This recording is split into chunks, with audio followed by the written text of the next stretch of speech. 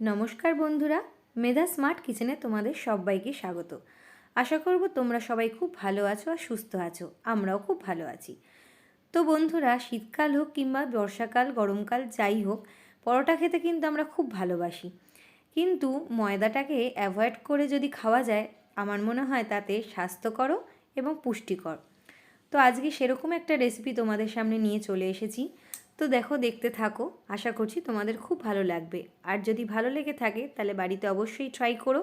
আর like, share, subscribe করে চ্যানেলটার পাশে থাকার জন্য কিন্তু একদম ভুলো না। তো দেখো বন্ধুরা, এখানে আমি 150 গ্রাম মতো আটা নিয়েছি। আর নিয়ে নিয়েছি অল্প পরিমাণে নুন, চিনি আর অল্প পরিমাণে সাদা তেল, এটা নরম রাখার জন্য আটাটাকে।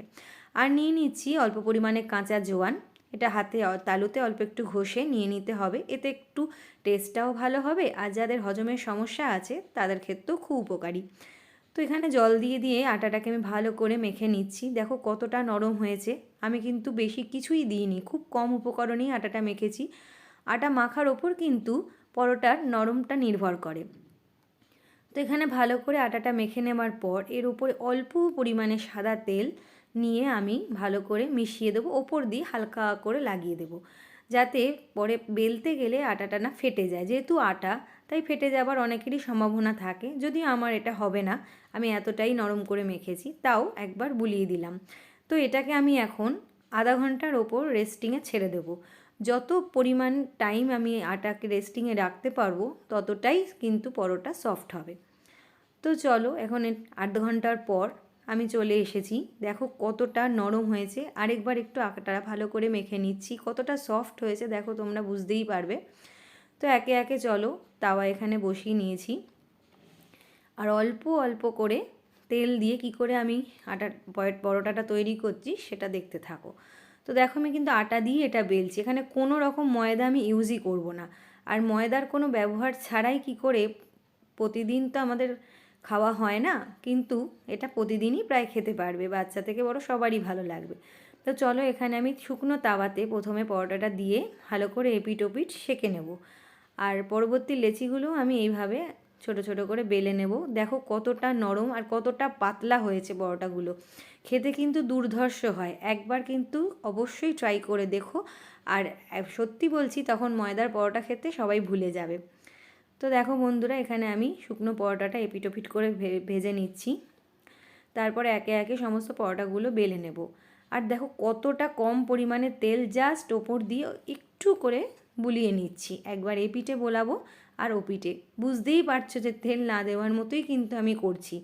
আর এই পরোটাটা প্রায় 7 থেকে 8 ঘন্টার বেশি কিন্তু নরম থাকবে।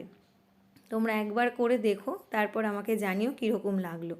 আশা করব আমার ভিডিওটা তোমাদের সকলের খুব ভালো লাগবে, উপকারে আসবে। আর যদি উপকারে আসে আমাকে কমেন্ট সেকশানে অবশ্যই জানিও। এরকম নতুন নতুন কম তেলের নানা রকম রেসিপি কিন্তু নিয়ে আমি চলে আসব খুব তাড়াতাড়ি তোমাদের কাছে। তো দেখো, এখানে পরোটাটা কম তেলেও কতটা কি সুন্দর ফুলছে, এবং দুটো পিঠই সুন্দর পোড়া পোড়া এবং ফোলা ফোলাই হবে। তোমরা যেরকম চাইবে সেরকমই হবে। কি নরম হবে এবার তোমরা দেখতে পাবে। দেখো কতটা কি সুন্দর পোড়া পোড়াও হয়েছে, অথচ কতটা সফট হবে। এইভাবে আমি প্রত্যেকটা পরোটা এরকম করে বেলে নেব। কতটা কম তেল লাগছে দেখো, আমি কিন্তু এক বাটিরও একদম নিচে তেল নিয়েছি। তেল কিন্তু দিচ্ছি না বললেই চলে। তো আশা করব রেসিপিটা তোমাদের খুব ভালো লাগবে। আর যদি রেসিপিটা ভালো লেগে থাকে অবশ্যই বাড়িতে ট্রাই করো, আর আমাকে জানিও কীরকম লাগলো।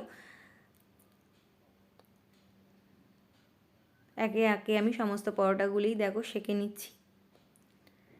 এটা কিন্তু খুবই হেলদি একটা রেসিপি। আমাদের ময়দাও লাগলো না, অথচ তেলও লাগলো না, কিন্তু ওই পরোটা তো খাওয়া হলো। চলো বন্ধুরা, এই পরোটা আমি এবার সার্ভ করে নেব।